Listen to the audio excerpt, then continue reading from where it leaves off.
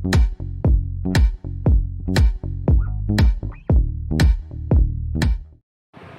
Morning friends. तो आज है 10 मई।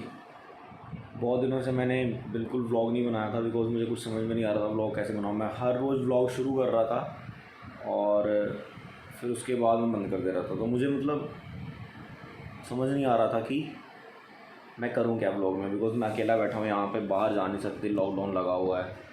तो करना क्या है भैया व्लॉग में क्या बताऊँ।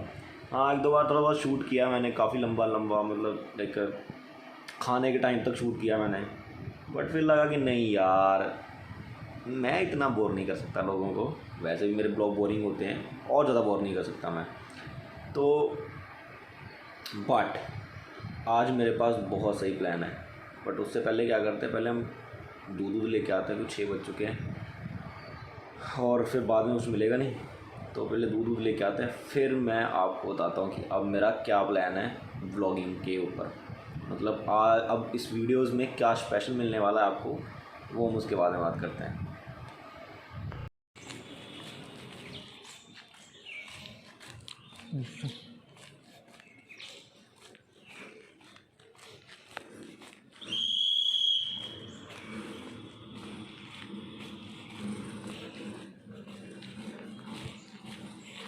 ही नहीं है, मुझे लग रहा है कंप्लीट लॉकडाउन हो गया। एक ही दुकान है बस खुली हुई, सैटरडे संडे से कंप्लीट हो गया। कल भी मैं आया था तो कल भी कुछ नहीं मिला था। ओ भाई, दुकान तो बंद है, दूध ही मिलेगा बस, और पैसे तो मैं लाया ही नहीं। देखते हैं, चलो हमें दूध और दही मिल चुका है, यही बड़ी सक्सेस है हमारे लिए। बट वही बात है, एक्चुअली मैं कल आया था तो मेरे को अभी आते निकलते ही कमरे से लग रहा था कि सैटरडे संडे कंप्लीट लॉकडाउन है। क्योंकि मैं कल जब आया था ना तो कल भी कुछ नहीं था बाहर और मुझे वापस जाना पड़ा खाली हाथ। चलो आज तो भगवान का शुक्र है मैं थोड़ा जल्दी आ गया हम वापस। अभी मैं क्या करूँगा, थोड़ी देर गाना सुनते सुनते करेंगे बुक रीडिंग, ठीक है। और फिर उसके बाद फ्रेश होके फिर हम लोग आगे कार्यक्रम शुरू करेंगे और आपको बताएंगे कि आज के व्लॉग में स्पेशल क्या है, ठीक है। तो पहले हम स्टार्ट करेंगे, तो बुक रीडिंग कर लेंगे आधे घंटा। एक्चुअली मैं एक बुक पढ़ रहा हूँ, बहुत सही है बुक है और बहुत सही है, अभी तक तो अच्छी लग रही है मुझे। इसमें जो स्टोरीज़ हैं तो वो ऐसा है मतलब कि वो लाइफ से रिलेटेबल नहीं है, मतलब आप ऐसे रिलेट नहीं कर पाओगे कि स्टोरीज़ कैसी हैं। एक्चुअली ये बुक मैं हिंदी में क्यों पढ़ रहा हूँ, बिकॉज इसकी इंग्लिश बहुत ही डिफ़िकल्ट थी और मज़े नहीं आ रहे थे बुक पढ़ने में, और मुझे समझ में भी नहीं आ रहा था कि क्या लिखा हुआ है, तो इसलिए मैं बुक हिंदी में पढ़ रहा हूँ। बट इसमें स्टोरीज़ हैं वो मतलब रिलेटेबल नहीं है, मतलब आपको लगेगा यार क्या है ये, क्यों करना है हमें ऐसी ज़िंदगी में, है ना। मतलब ऐसी स्टोरीज़ है, मतलब ऐसे बताया था कि जैसे आप एक योद्धा हो और आप एक राजा हो और आपको क्या बोलते हैं, आपको पावर में रहना है और आपको ये करना है वो करना है, तो आपको लगेगा यार ऐसे क्या क्यों करना है। बट जब आप ये सारे लॉज पढ़ लोगे और जब आप नॉर्मल लाइफ से रिलेट करोगे तब जाके आपको लगेगा कि हाँ समझ में आएगा, ओके ओके हाँ इस पोजीशन पे ऐसा करना होता है, इस पोजीशन पे ऐसा करना है। इट मीन्स बुक पढ़ने के बाद आपको कुछ टाइम तक क्या बोलते हैं, आपको रिलेट करना होगा पहले बुक को लाइफ के साथ, देन आप ये 48 लॉज को सही ढंग से लाइफ के ऊपर इम्प्लीमेंट कर सकते हो। मतलब अगर आप स्टोरी से रिलेट करके वो चीज़ें करने की कोशिश करोगे तो मे भी हो सकता है कि आप नेगेटिव इम्पैक्ट कर दो। और ये बुक बैन हुई थी एक टाइम पे, और एक्चुअली में है भी वैसी ही किताब ये। तो चलिए अब आधा घंटा पहले पढ़ता तो आधा घंटा पढ़ूँगा मैं, पानी वानी पीऊँगा अच्छे से, फिर उसके बाद नहाए धोएंगे, फिर करते हैं पूरा दिन की शुरुआत। तो अपन नहा धो के हो गए थे तैयार, और अबे यार पहले बर्तन साफ करते हैं, बट अभी व्लॉग का मेन सीन शुरू करते हैं। तो मैंने कल डिसाइड किया था कि मैं आप लोगों को कृष्ण की कहानी सुनाऊंगा, बट यहाँ पे एक चीज़ स्पेशल है कि कृष्ण की कहानी आपने टीवीज़ में देखी होगी और सीरियल्स में देखी होगी, बट मैं जो आपको बताऊंगा वो कृष्ण भगवान की कहानी बताऊंगा। मतलब कृष्ण एक आम इंसान नहीं है, वो भगवान है। और इस कहानी में आपको एक्सप्लेन करूँगा डिफरेंट डिफरेंट एस्पेक्ट्स की कैसे, मतलब मैं इतना आपको विश्वास दिलाता हूँ कि ये कहानी आपने कभी नहीं सुनी होगी, ये पक्का है, कंफर्म है कि ये आपने कभी नहीं सुनी होगी। और चलो शुरू करते हैं, ठीक है। तो मैं अभी बर्तन साफ करता हूँ पहले, फिर उसके बाद मैं आपको कहानी सुनाना शुरू करता हूँ कि कहाँ से शुरू हुआ था सारा सीन, ठीक है।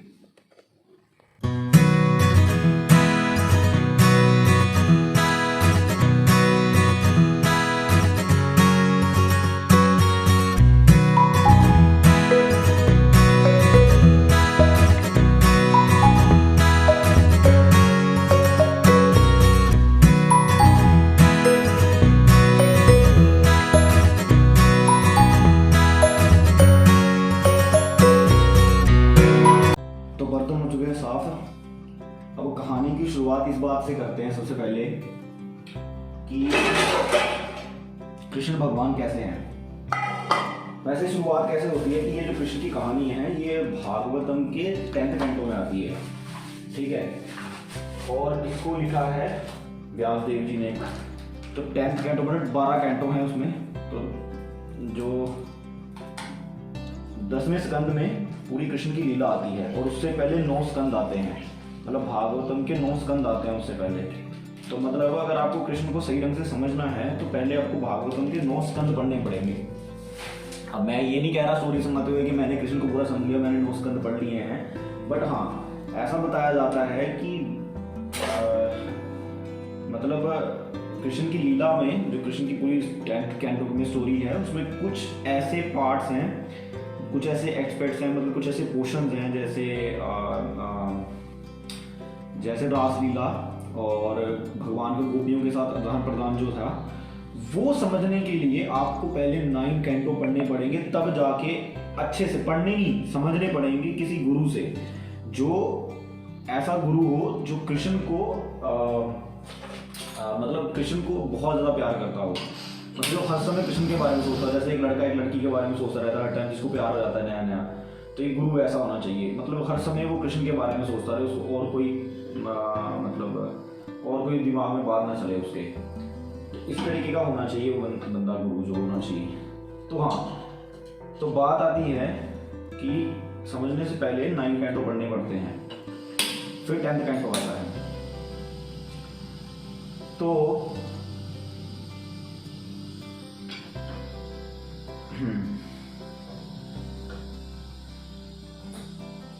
वैसे भारत में 4 परंपराएं हैं, जो परंपराओं में ही ज्ञान को समझने की कोशिश करनी चाहिए। परंपरा में नहीं जाऊंगा मैं, मुझे इतना परंपराओं के नामों की याद नहीं रहती, मैं गलत बोल दूंगा और मेरे डिवोटी दोस्त नाराज हो जाएंगे।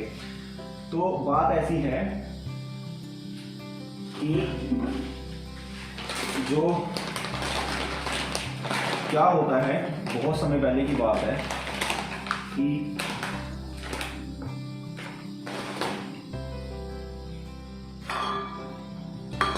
धरती पे बहुत सारे राक्षस राजाओं का राज हो जाता है। तो राक्षस राजाओं की वजह से क्या होता है कि वो बहुत ज़्यादा पाप बढ़ जाता है धरती के ऊपर। तो जब राक्षस राजाओं की वजह से बहुत ज़्यादा पाप बढ़ जाता है धरती के ऊपर, तो धरती परेशान हो जाती है। अब धरती को हमारे भारत में माँ बोला जाता है। अब ये जो चीज़ें फिलॉसफी है ना, ये जो बातें हैं फिलॉसफी वाली, ये वाली ध्यान से समझना, बिकॉज ये वाली वो बातें हैं जो क्या बोलते हैं, जो आपको नॉर्मल स्टोरी में नहीं बताई जाती। अब धरती को माँ क्यों बोला जाता है? धरती माँ है और धरती जीवित है।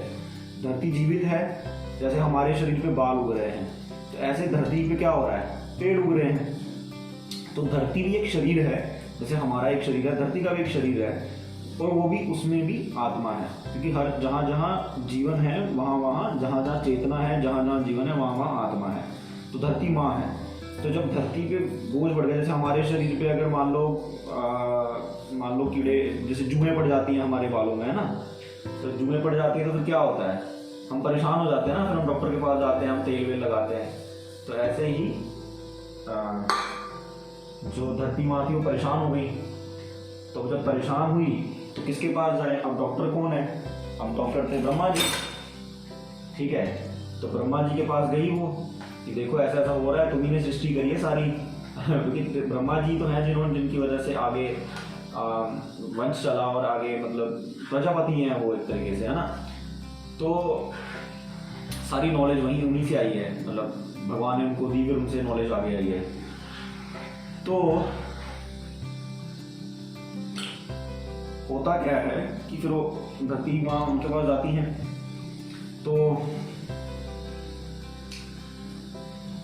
गाय का रूप धारण करके जाती हैं ब्रह्मा जी के पास, और उनको रो रो के बताते हैं कि ऐसी सिचुएशन हो रही है, मेरी इतनी बुरी हालत हो गई, अब मैं बताओ क्या करूँ।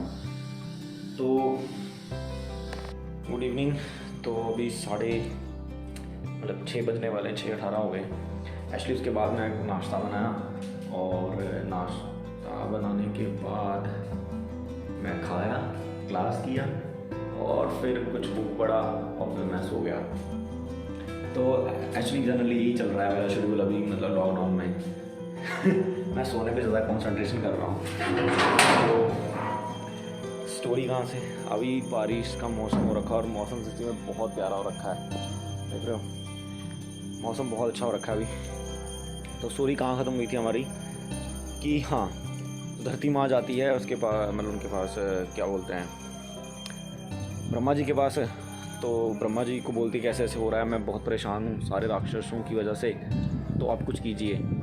तो फिर वो क्या करते हैं कि वो सबको लेके, मतलब शिव जी और सारे देवी देवता मिलके सब जाते हैं दूध के समंदर के पास, क्योंकि दूध के समंदर में जो है विष्णु रहते हैं, खीर दुक्षाय विष्णु।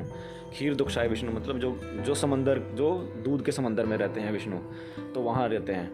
तो ऐसा नहीं है कि डायरेक्टली देख सकते हैं, मतलब जो ब्रह्मा जी है डायरेक्टली देख सकते हैं विष्णु जी को, ऐसा नहीं है। तो बहुत समंदर के किनारे जाके खड़े हो जाते हैं, तो फिर वहाँ जाके सारे देवी देवता मतलब जो होते हैं प्रे करते हैं। एक स्पेशल टाइप की प्रे है, मैं उसकी सारे से नाम भूल रहा हूँ उसका, मैं नीचे लिख दूंगा मैं नाम क्या है उस प्रे का। तो एक स्पेशल टाइप की प्रेयर होती है जो देवता लोग ही सिर्फ करते हैं भगवान को सम्मानित करने के लिए, रिस्पेक्ट के लिए, भगवान की रिस्पेक्ट में बोलते हैं वो प्रेयर, स्पेशल टाइप की प्रेयर होती है वो, तो वो बोलते हैं। फिर तब भगवान मतलब नहीं आते हैं, मतलब भगवान प्रकट नहीं होते। तो फिर क्या होता है, ब्रह्मा जी ध्यान लगाते हैं, और ब्रह्मा जी जब ध्यान लगाते हैं तो फिर भगवान जैसे, क्योंकि भगवान ने सृष्टि के स्टार्टिंग में भी जो ज्ञान था ब्रह्मा के हृदय में दिया था, तो भगवान हमसे हमारे सबके हार्ट में बैठे हुए हैं, तो भगवान हार्ट से भी आपको नॉलेज दे सकते हैं। ऐसा नहीं कि इंटेलिजेंस, भगवान भगवद्गीता में बोलते भी हैं कि इंटेलिजेंस और फॉरगेटफुलनेस मैं देता हूँ अर्जुन, तो भगवान हृदय में बैठे हुए आपको नॉलेज रिवील कर देते हैं, तो इससे मतलब अंडरस्टैंडिंग हो सकती है। तो ब्रह्मा जी को हृदय में भगवान ने दोबारा से अपना मैसेज दिया, और इस मैसेज को फिर वही मतलब ब्रह्मा जी ही समझ सकते हैं। तो और एक और तो अब एक और प्लैनेट है, मतलब जिसको बोलते हैं श्वेतादीप टाइप प्लैनेट है, जिसपे दूध का समंदर है। जैसे हमारे यहाँ जो समंदर है उसको हम किसका समंदर बोल सकते हैं, हमारे यहाँ पे नमक का समंदर है। तो ऐसे अलग अलग प्लैनेट्स हैं, वहाँ पे अलग अलग समंदर हैं, कहीं पे तेल का समंदर है, तो कहीं पे दारू का समंदर है। तो मतलब ये भले ही आपको लग सकता है कि यार ये तो मतलब स्टोरी टाइप हो गया, मतलब जैसे हम कार्टून की स्टोरी सुनते हैं, बट एक्चुअली में ऐसा नहीं है। एक टेम्पल बन रहा है वैदिक प्लेटोरियम करके बंगाल में, तो 2022 के बाद वो तैयार हो जाएगा, तो आप वहाँ जाके देख सकते हो, आपको प्रैक्टिकलिटी में समझ में आ जाएगा कि एक्चुअली में वैसे इस चीज़ इसको आगे हम डिस्कस करेंगे, तो आपको सच्ची में पता चल जाएगा कि हाँ एक्चुअली में ये चीज़ें एग्जिस्ट करती हैं। बिकॉज हमारे जो वैदिक शास्त्र हैं वो बहुत पुराने हैं, वो करोड़ों सालों पुराने शास्त्र हैं, जो करोड़ों सालों पुरानी हिस्ट्री हमें बताते हैं। तो ऐसे ब्रह्मा जी को भगवान ने बोला होता है कि सारे देवी देवताओं को बोलो कि मैं अपनी पूरी शक्ति के साथ धरती पे अवतरित होऊंगा, और सबको बोलो कि आप यदु वंश में जाके, जो यदु वंश है, आप सब लोग वहाँ जाके जन्म लीजिए। तो इस तरीके से ब्रह्मा जी सबको बोल देते हैं कि आप सब लोग नीचे जाके जन्म लीजिए, और फिर सब लोग, सारे देवी देवता तुरंत धरती पे उतरते हैं, और अलग अलग घरों पे जो अच्छे घर लोग होते हैं उनके घरों पे जाके जन्म ले लेते हैं, और ब्रह्मा जी अपने स्थान पे चले जाते हैं। तो यहाँ से शुरुआत होती है जो कृष्ण लीला है उसकी। तो बाकी की लीला हम कल करेंगे।